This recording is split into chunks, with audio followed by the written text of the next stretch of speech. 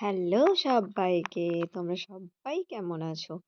আর তোমরা ভাবছো তো এত রাতে আমি কোথায় বেরিয়ে পড়লাম? হ্যাঁ, এখন রাত ২টো বাজতে ১০ মিনিট বাকি।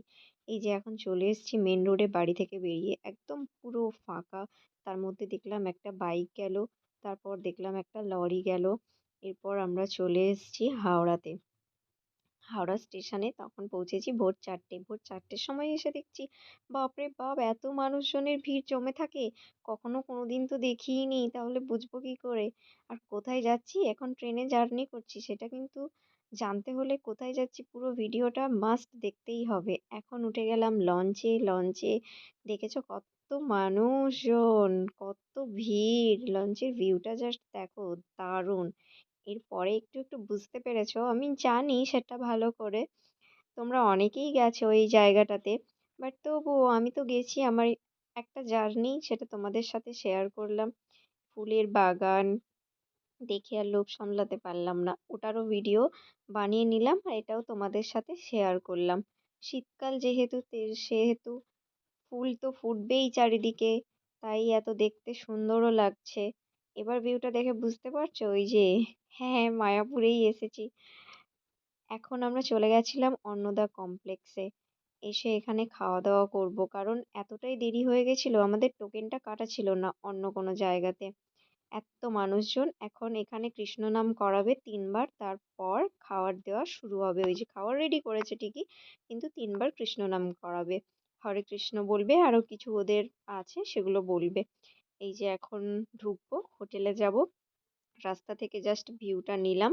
আমার তো দেখতে খুবই ভালো লাগে। এখন আমরা টিকিট কেটে চলে এসেছি, যেটা নতুন মন্দির তৈরি হয়েছে। এই দেখো বাম দিকে তোমরা দেখতেই পাবে।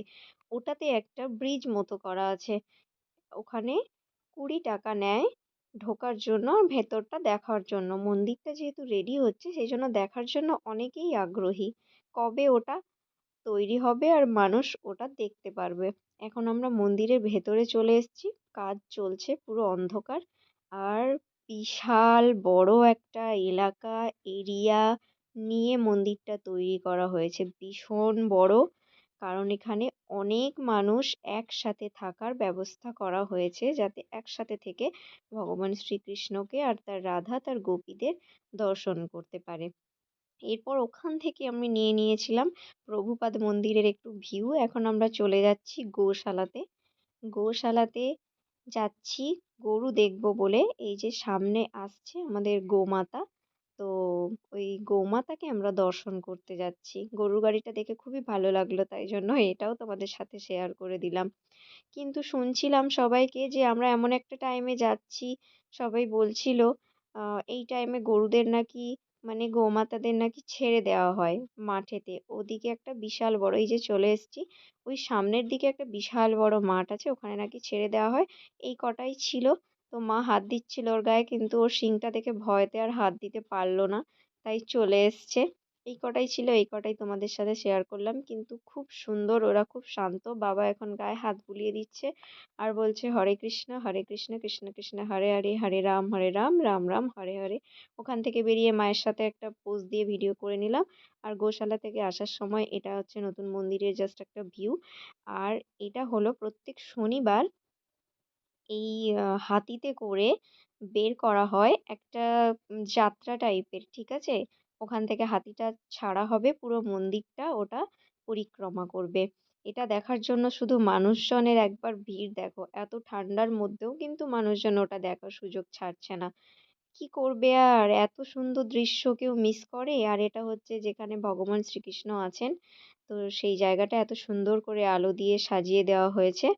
তারপর ওই যে পেছন থেকে ভিডিও করেছিলাম আর সামনের থেকে ভিডিও করার সুযোগ পেয়েছি, তাই এটাও আমার ক্যামেরাতে বন্দি করে নিলাম। একদম দারুণ লেগেছে। আমরা আরতিটা সামনের থেকে দেখেছিলাম। একদম খুব সুন্দর আরতি।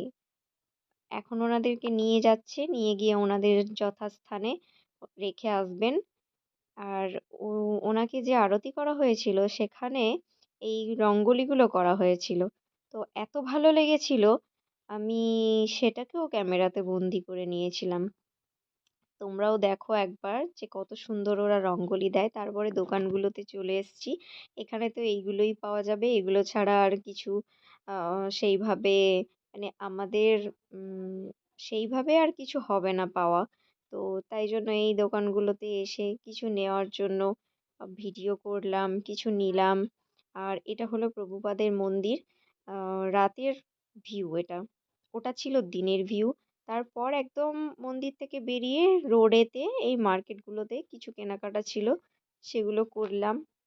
করে তারপর এলাম এই দোকানটাতে।